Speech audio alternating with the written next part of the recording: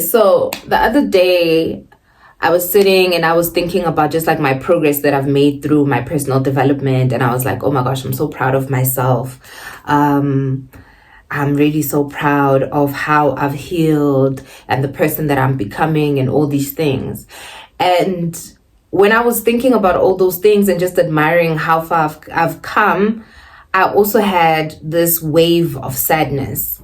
And I had this wave of sadness because I realized I was like, had I known all the things that I know now earlier, I would have been even further. I would have been so far, even just like on a financial level, I would have been so far. And it made me really, really sad because I then realized that anytime that I felt uncomfortable things, I retreated into a corner. And that was basically the main thing that held me back in my personal development, or just even as a person growing emotionally, financially, mentally, you know? And I really feel like what I'm about to say in this video is going to be one of the most important things that you're going to hear in your personal development journey. And that is, you have to do your shadow work.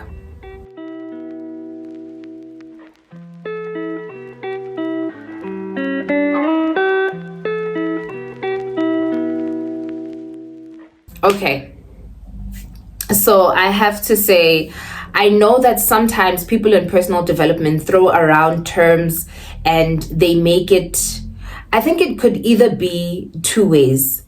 There's information that you get that sounds very simplistic, and then there's information that you get that sounds very technical and you're like, oh, I don't understand what they're saying. And I think sometimes, like when I got introduced to shadow work, I felt like this is work and I don't like work. I felt like I don't know what they're saying. What do they mean? You must go into your emotions. You must write down shadow work prompts. Am I this person? You know what I mean? And it sounded so technical that I stalled in doing the shadow work because I just really didn't understand. And I just felt like it's just too much energy. But I want to make you understand this in the most simple form because I think that's one of my intentions for the channel, to make my information as simple as possible so people can get it. And not as simple because I'm trying to dumb it down, but because there are very few people who look like us and say things in the way that we understand. You know, I'm sure you guys know what I'm saying when I say people who look like us. And I just really wanted to make this video and make it an understandable thing on how to do your shadow work, right? There's no set linear way of healing, and there's no set linear way of doing your shadow work. So never feel like you're doing something wrong or you could do it better or you could, you know what I mean? The fact that you are taking initiative to do something is an amazing thing in itself. So I want to encourage everybody to do their shadow work, and a few tips that I have. Okay, I don't have really anything really written down, so I'm just gonna have things come out of my mind.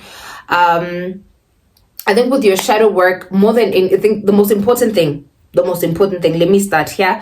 You have to have a journal. You have to have a journal. It doesn't have to be anything fancy or whatever. You have to have a journal. When you're doing personal development, like journaling is almost like therapy. It's free therapy where you can sit down with your thoughts and really get into your mind and understand how certain things work. And for some reason, there's a lot of information that comes out when you start journaling and writing. And I think one of the main things is go to uncomfortable places. If there's something that triggers you, write it down. Example, you see something on social media and it triggers you and you feel like it makes you feel small.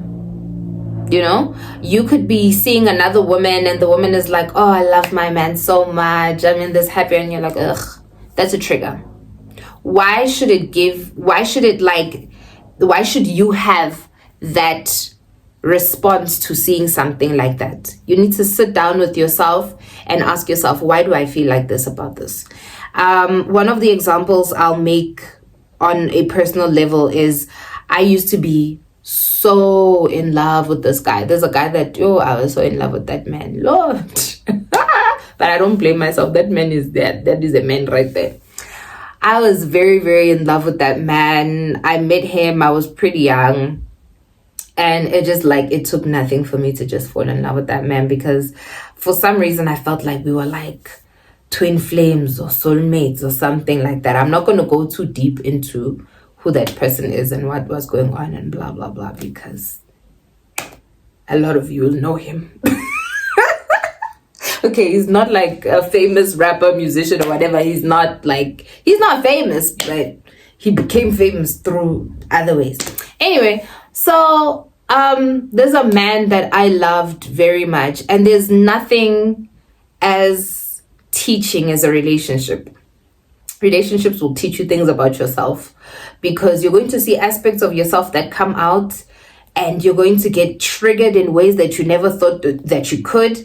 And it's so easy to blame that other person, that you're making me feel jealous. No one can make you feel anything.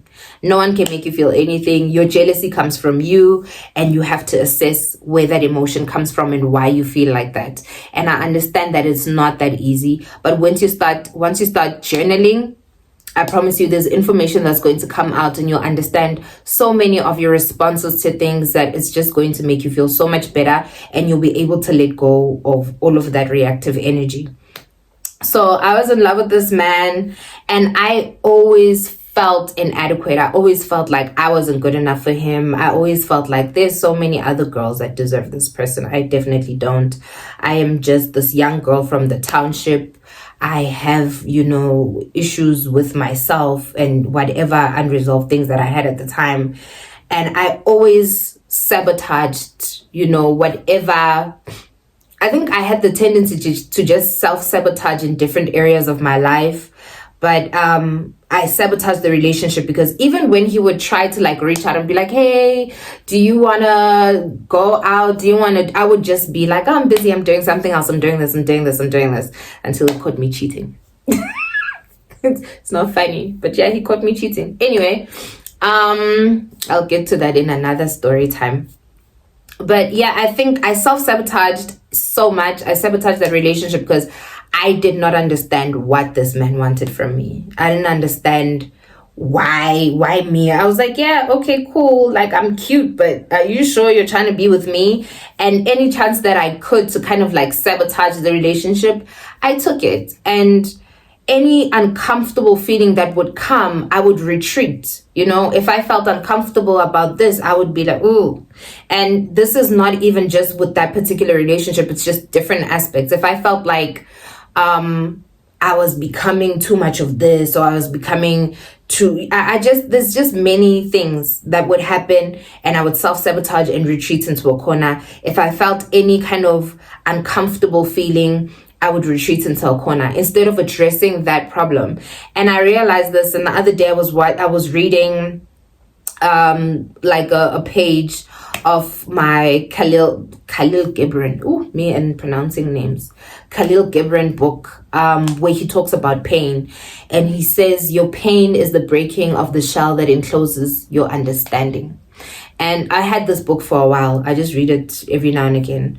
But when I was thinking about all of this, and I was thinking about if I had assessed my triggers and done my shadow work and went into the uncomfortable places, I would have been so much better, because the pain was actually the breaking of the shell that enclosed my understanding.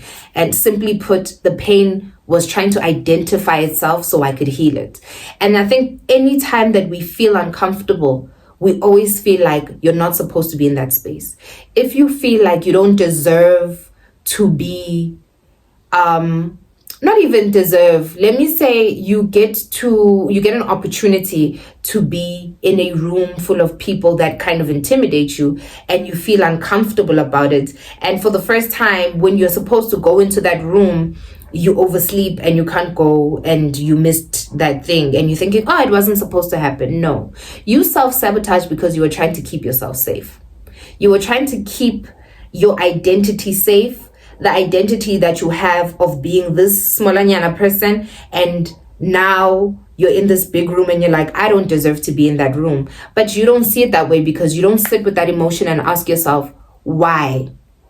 Obviously, in some instances, the universe synchronizes itself to protect you from certain situations. You miss the bus, you miss that taxi, your tire goes flat. I understand that those things can be synchronicities, but they are behaviors that we know, that you know in your heart that you sabotaged. You know in your heart that you sabotaged the relationship. Maybe you were in a very healthy relationship, but that you couldn't stop obsessing over the fact that something wrong must and can happen, because why is this like this? You feel like you don't deserve that, and you feel like, why is this is too good to be true for me, this is too, these are feelings that come from a place of thinking you're not good enough for situations. I hope I'm making sense, you guys, because I really, really feel like this is an important video. I feel like this is going to be one of the most important videos that I make on this channel, because it's one thing to be telling people, oh, you need to get rid of your scarcity mentality, your poverty mentality, manifest this, manifest that, do your affirmations. And then people always get stuck and go back and stuck and go back.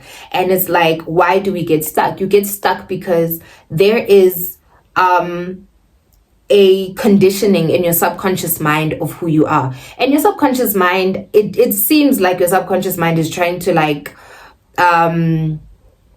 hold you back, but your subconscious mind is actually just like putting out what it knows.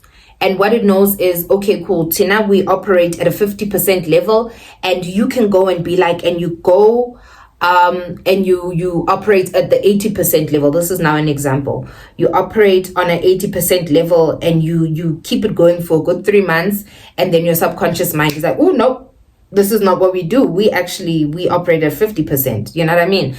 Again, I hope I'm making sense. But yeah, I just want to tell you, more than anything, go to the uncomfortable places. Anything that triggers you. If you feel you're not good enough for a job, you're not good enough for a friend, you're not good enough for a certain type of relationship. I see people on social media, they'll write things like, things like this, you'll only see them on TV, or things like this, you'll only see them in pictures. There's always something. Oh, people like me will never get to that place. I used to think a lot like that. I literally thought of myself and I was like, I don't think people like me experience things like this. No. Or you watch rich people and you're like, yeah, no, those are rich people because those people grew up like this. And for me, I could never get to that point. But you don't understand that trigger and that belittling yourself, if you sit down and you ask yourself, why? Why do I feel like I'm not good enough? Why do I feel like I need to sabotage this relationship with this man because I feel like this man is, out of my league, And I'm saying this as an example of what I was going through when I sabotaged the relationship that I was in with that particular person, where I was like, there's no way. Like, one day he's going to see that I ain't it, and I don't want to be there when he sees it because it's going to hurt me. So I might as well just hurt myself before he does and get out of his way. So because I know that I am not the one that he needs to be with. And it's very, very sad. And it's going to play itself out in every situation until you sit with that emotion and try to understand why you feel like that about yourself. A good way to start when you're doing your shadow work, obviously you sit with the trigger, you think to yourself, what did I sabotage in my life? What do I think about myself? Why do I think this about myself? Another thing, people tend to hold it against themselves that they have limiting beliefs. They're like, mina vele, I'm a negative person and I'm like this and like this. What you don't understand, you're conditioned in that way, and most of your conditioning, it has nothing to do with you, to be honest. Yes, there's a bit of, when you get older, you have control over yourself and your mind and you can pick and choose. But understand that your subconscious is so staunchly set on what it knows that it does take a bit of time. But I promise you, when you get out of that mentality, it's just like a beautiful thing. It's a beautiful thing, because now that I have assessed my triggers, and I still am assessing my triggers because I still have things. You'll never be a healed person, guys.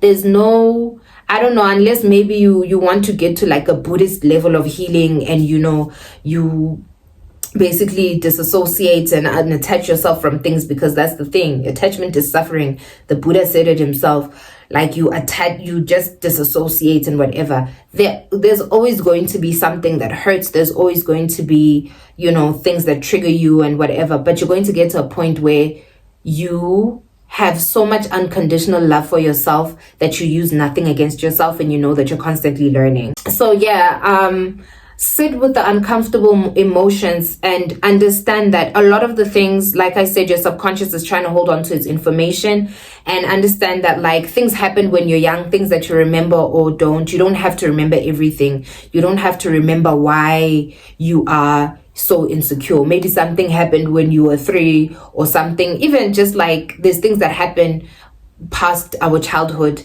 that do make us put up a wall, right? But from when you're born to when you're like 7, your brain is like in the theta mode, right? I hope I said that right. It's in the theta or theta mode, where you're basically like a sponge, and everything that you're seeing, hearing, and exposed to, it's like you're soaking it in, right? You're in your like low vibrational mind, where you're still just taking in information. And from then on, with that information, you basically try to then live your life as best as you can with that information. So understand that this is now when you don't have control over your choices, and a lot of the things that you're exposed to, you're fed, right? So when you're fed all these things, they stay in your subconscious mind, and your subconscious will try to, it basically gets on a certain frequency and then associates with what is realist to the information that you have. So if in my mind, I think, the only rich people are white people, my subconscious mind will then create my reality in a way where I'm constantly going to be seeing rich white people to affirm the things that I already believe in. So the things that you believe in your subconscious mind then create your world, your reality. There's an abundant amount of information out in the world, but we choose what we are exposed to. But at the same time, to say that we choose is also just like a simplistic form, because your subconscious basically chooses. So that's why another thing that's very important is for you to kind of rewrite your subconscious mind. Again, sounds simple, but listen, it's not that difficult. Let me not say it sounds simple, but it's difficult. It's really not that difficult. It is something that you constantly work on, but I promise you it's so worth it. Would you rather be in a situation where you are holding on to, your old beliefs and you're exposed to the same things over and over again, or be in a situation where you have to spend your time kind of trying to reframe your mind, and at the same time, the more that you reframe your mind, it's like your life is just like amazing, and it'll surprise you, honestly. There's so many things that you'll see. You're going to experience things on a level that you didn't really think was real before you opened your mind to the possibility of that being real, and being real for you. The possibility of that being real for you, because a lot of people know that love exists. A lot of people know that you can live an abundant life. They know that you can live a life without stress of your debt or things you have to pay, without baby daddy drama, without fighting with your family. But you don't think that is real for you, that you can have that life where you're not constantly fighting with maybe your baby daddy, or you're not constantly fighting with your family, But so many things they're very, very possible once you reframe your mind and you believe in them. Okay, so a practical example of how you can do this and sit with your uncomfortable emotions or do your shadow work is that you have to address what it is that's bothering you. If you have what it is that triggers you. So if you have the financial problems, you would then have to kind of dig deep and realize that, okay, where does this problem come from? If it comes from a place of, I grew up poor, we never had enough. So in my mind, I always thought, we will never have enough. This is how life is. And, you're always going to have to be living from hand to mouth, So you realize that. And then you have to also realize that does not belong to you.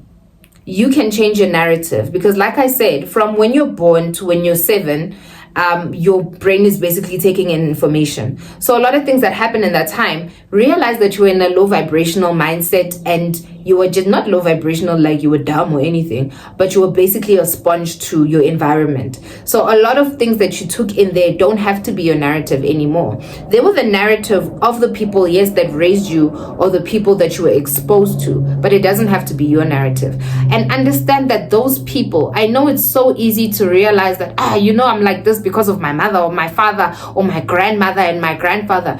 It's easy for you to be mad, but you also have to realize that the generation that they lived in is completely different from our generation, and they had their own things that they had to go through. I think one thing that makes me feel just like so much gratitude for my life is how I'm in a generation that is like abundant in information. We have the internet. Everything is so easily accessible, and it's so easy for you to get into, to just even Google, why am I sad? And they will give you all these things that, can help you identify why you're sad and how you can then, help yourself from that. So we need to be grateful that we live in this generation, and also understand that our parents and our grandparents didn't have the luxury of the information that we have. So anybody that you feel like you need to blame for how you grew up and how, your subconscious mind is now creating all these things from that place of growing up in scarcity, forgive them. Forgive them, because it'll do you like so much good if you just forgive them. And at the same time, forgive yourself. Forgive yourself for not knowing any better, even when you were in a situation where you could have known better. Because this is why I'm saying that I felt sorry for myself the other day, and I was like, wow, I could have been so much further in my life had I just done the work and went to the uncomfortable places and blah blah blah. And at the same time, with the sadness, I kind of felt a bit angry at myself, because I was like, bro, like, you had so many tools, you had access to so many things, and you could have just like had the information or looked for the information and just been better, and we would have been in a better position today. But at the same time, I was like, how is it going to help me to sit and feel like I should have known better because I was dumb then? And I had so many things. You know what I mean? Like, I sat and I was like, I have to forgive myself. I have to forgive myself from where I thought I would be as a child, and where I could have been, And I think, I feel so much better. I feel so much better. Oh, okay, girl. Yeah, I just feel so much better having adjusted with myself and realizing that I was holding on to that resentment of being like, yeah, you could have been even further. And sometimes we keep ourselves from celebrating even the little victories, even just on a personal level. It doesn't have to be the victories of, physical and material things. It could be a victory of, I am so glad that I stopped being toxic to myself or being toxic to others or constantly being angry. You know what I mean? And forgive yourself for being in that place where you didn't know better or you were operating at a lower frequency. But the frequency that you're trying to get on now, or that you're on now, where, it's a higher frequency and you're more accepting of information and you want to learn, the fact that you're watching this video and you made it this far, you need to be like, wow, like, I'm really, really happy. I could have been doing anything else, but I'm watching this girl talk about healing. So it's good, So really celebrate yourself even in the smallest victories, because there's nothing. I think we live in a culture where we are in this hustle bustle. I can do better, I can do this better, me, I want to. And that's a very egotistical way to live your life. You're not here to constantly be doing things so you can gratify or feel like you deserve to exist in this world. That's not what you're here to do. And I understand that it's something that capitalism has made so normal for us to constantly be striving to be these tired people who are doing so much. When really, like, you could just be happy that you're taking your rest days, I see so many people that literally just work themselves to the bone and just, they're constantly tired and malnourished, and they're like, oh, I'm so exhausted and blah, blah, blah. Listen, take your off days. Hey, look, guys, take your off days. take your off days, take days to relax. And don't be, and even in your relaxation, I think capitalism has taken self-care and made it another capitalistic thing where your relaxation has to be something where you are going to the spa and buying facials, and your relaxation can literally just be you putting your phone on do not disturb and sitting on your bed and being like, whew. But now the guilt of not doing is going to hit you like, oh, you're not doing something. There's something you need to be doing. And I feel like guys, I don't know. For me, I don't see how life is about that. Life is about being. Life is about being. And this is why even when you're manifesting, the first thing that comes is for you to embody the emotion. So for you to be the type of person that receives or the type of person that does, right? So the being is first and the doing is another thing that comes after the being. I wanted to give more practical examples of that, but I really hope that the video made sense and you understand that address your triggers. The best way to realize the things that are holding you back is to address them. Address your triggers. If you've got financial problems, it's no use pretending like you don't have them. Sit down with yourself, create a comfortable environment with yourself. Sit and ask yourself, why do I have these issues? Where do they come from? And you cannot heal things that you cannot confront. So you're going to have to sit down and say, I'm confronting this now. What can I do to become better? What can I do to become better? And remove yourself from the narrative of things that happened in the past.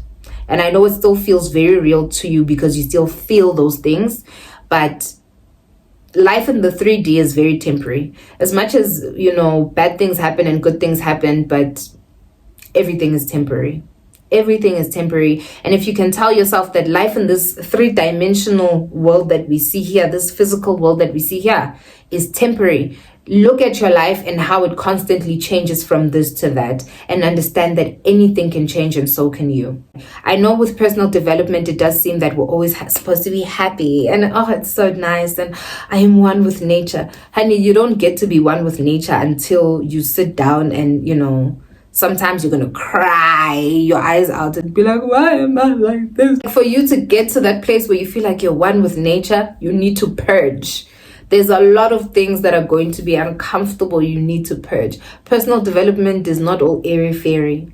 It is not something that's like, it's all about manifestation. I am manifesting affirmations. Let me tell you something. Even your affirmations are not going to work if you've got internal issues and your subconscious mind is rejecting your affirmations. Okay, guys, thank you so much for watching. Thank you so much to everybody who has subscribed thus far. And if you have not, please do subscribe.